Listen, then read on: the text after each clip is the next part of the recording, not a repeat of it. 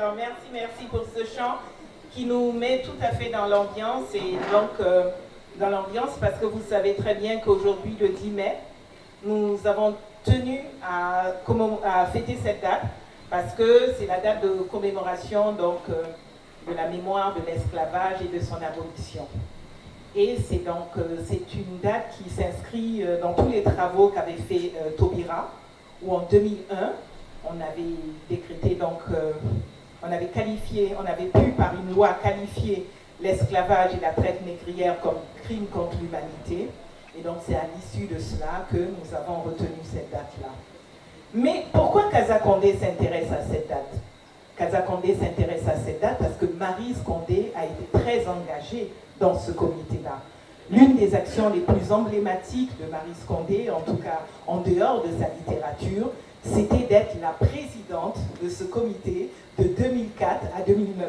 Donc elle a fait 5 ans. Et vous savez que le comité, il avait pour objectif de réfléchir en tout cas sur le moyen de faire connaître l'histoire à nos enfants et aussi de proposer des mesures pour réduire en tout cas toutes les inégalités créées par cette situation-là. Donc pour Maryse Condé, vous voyez, ça a été un grand moment de sa vie, donc d'être membre de ce comité-là. Et rappelez-vous que lorsqu'elle a eu le prix Nobel alternatif de littérature, l'une des raisons principales était que Maryse Condé avait su décrire l'esclavage, les mots, la traite, avec beaucoup d'émotion. Donc ça veut dire qu'au plan mondial, elle s'était décrite, elle s'était imposée comme personne qui a su le mieux parler de cette période douloureuse de notre vie. Donc ça veut dire que c'est très important pour elle et elle s'est distinguée à travers ses récits sur justement la description de ces mots-là. Donc c'est très important pour nous. Et ensuite aussi, le thème de la colonisation, la décolonisation, c'est très important pour Maryse dans la mesure où elle a été, dans ses premiers temps, nourrie par le récit fantastique de Aimé Césaire qui parlait de l'Afrique, qui parlait des bienfaits de retour, qui parlait de l'Afrique. Et finalement, elle, qu'est-ce qu'elle a fait? Elle a été en Afrique.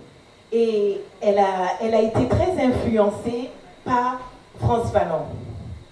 Elle a été très influencée par Frantz Fanon.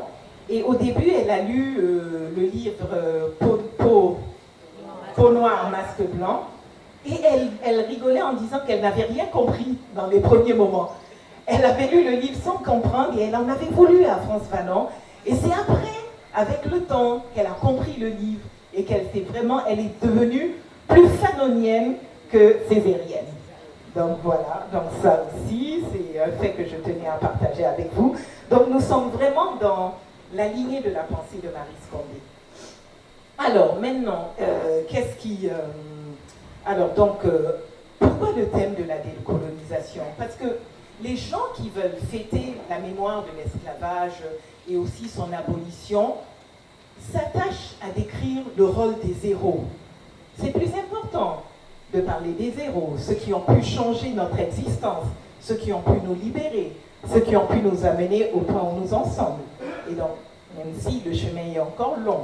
Et donc, nous avons tenu à parler de Frantz Fanon, parce que vous verrez que dans le XXe siècle, les guerres de décolonisation les plus meurtrières ont été celles du Vietnam, avec Ho Chi Minh, celle de l'Algérie, celle du Vietnam, oui, celle de l'Algérie aussi. Et ça a créé une rupture au niveau mondial, dans la mesure où, effectivement, le colon, peut-être affaibli par la Seconde Guerre mondiale, il y a plusieurs raisons, en tout cas, a mené ces guerres, ça a été des défaites, et ça a permis de libérer une grande partie des pays qui étaient dans cette situation-là. Il y en a qui ont pu prendre le coche, il y en a qui n'ont pas pu le prendre, mais en tout cas, toujours est-il que ça a été une rupture qui a beaucoup compté. Et, dernier point, pour parler de tout ça, qui est-ce que nous avons choisi? Nous avons choisi monsieur le professeur Fred Reynaud, qui va nous en parler, qui est un homme qui travaille sur toutes ces questions-là, qui a l'autorité pour en parler.